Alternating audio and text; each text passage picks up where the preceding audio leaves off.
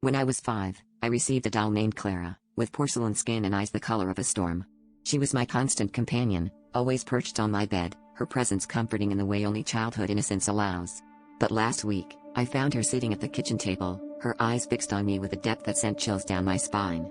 I brushed it off as my brother playing a prank, but then it happened again, and again, the doll appearing in places I hadn't left her eyes following me with a silent accusation. As days passed, I started feeling like I was being watched. The sensation was subtle at first, like the whisper at the back of my mind, but it grew, gnawing at my nerves. I tried to ignore it, focusing on work and life, but Clara's eyes were always there, dark and knowing.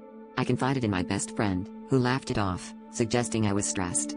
But the laughter died in her throat when she visited and saw Clara on the kitchen counter, a place I'd never put her. Desperate, I packed Clara in a box and shoved her in the attic, hoping distance would bring peace.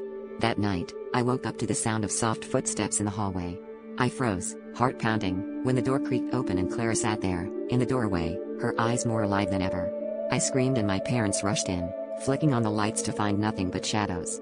They reassured me it was just a bad dream, but the weight of Clara's stare lingered in the room. Determined to end the madness, I decided to burn her. I took Clara to the backyard fire pit, my hands shaking as I doused her in lighter fluid. As the flames consumed her, I felt a momentary relief.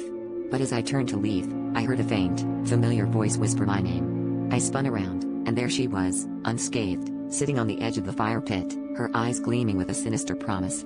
It was then I realized Clara wasn't just a doll, she was something far older, and she had chosen me.